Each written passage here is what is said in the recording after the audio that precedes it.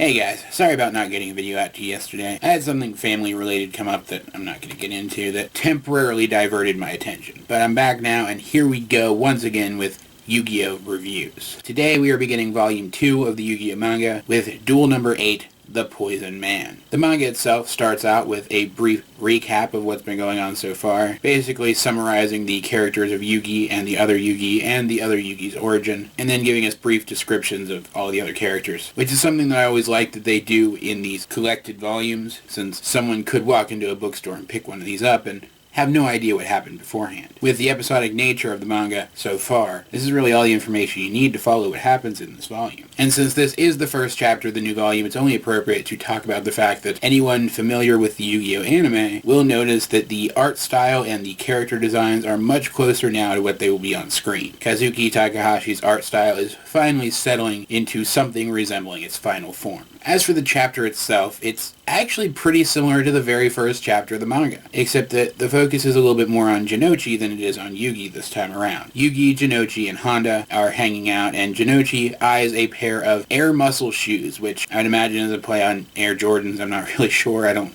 care that much about sneakers, but he wants these things. He wants them bad, and he is given an opportunity to buy a pair when the shopkeeper for Junkie Scorpion offers Jinochi a test. He puts the store's mascot, a live scorpion that hasn't been devenomed, because that's not dangerous at all, into one of these Air Muscle shoes, and if Jinochi has the guts to put his foot in, despite the fact that there's a deadly scorpion in there, he'll get half price. And since Jinochi is Jinochi, of course he does it. As he's leaving, the shopkeeper gives him an ominous warning that a gang of muscle hunters have been scouring the streets for anyone wearing Air Muscle shoes and taking them, because they are so rare that they fetch a high price on the black market. I guess it's kind of silly, but Yu-Gi-Oh! Is kind of silly, so I'm not going to say anything. And sure enough, they make it something like 2 blocks before they're all attacked, and Jinochi's new Air Muscle shoes are taken. But they made a mistake. Jinochi and Honda know the streets. They're able to track down the muscle hunters relatively fast, Yugi tagging along with them for some reason, and get one of them to confess that they're working with the shop owner, the Junkie Scorpion guy. He sells the shoes cheap and then recovers them to sell them cheap again. Yugi, feeling that Jinochi was horribly wronged by this person, changes into the other Yugi, and he goes to confront the shopkeeper. They play a shadow game where they each take turns drawing coins out of a shoe that also has the scorpion in it. If you leave your hand in too long, there's a chance the scorpion will sting. But the object of the game is to have more money than the other guy at the end.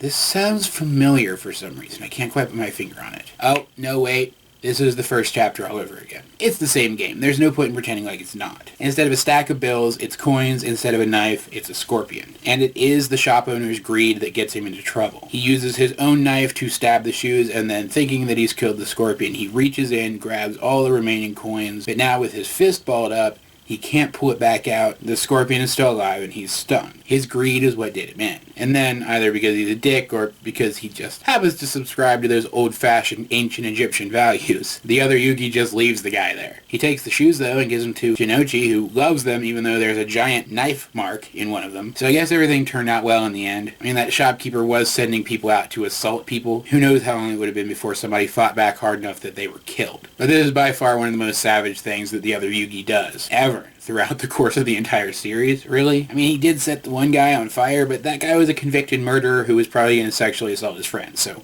I can understand that one. But at the end of the day, it was a shadow game and the guy did lose. His weaknesses caused him to lose. In a lot of ways, just like the previous chapter, the villain defeated himself here. Yugi even admits that if the guy cared more about the shoes or the scorpion and less about lining his own pockets, that he wouldn't have been able to guess the outcome of the game. I guess what I'm saying is that even though it was a little harsh to leave the guy there, the game itself was perfectly fair. Overall, there's not much to say about this chapter. Like I said, it mostly rehashes stuff from the first chapter. It was the first chapter to mostly focus on Jinochi, but Yugi still got the climax of the story all to himself. There are going to be much better Jinochi-centric chapters later on.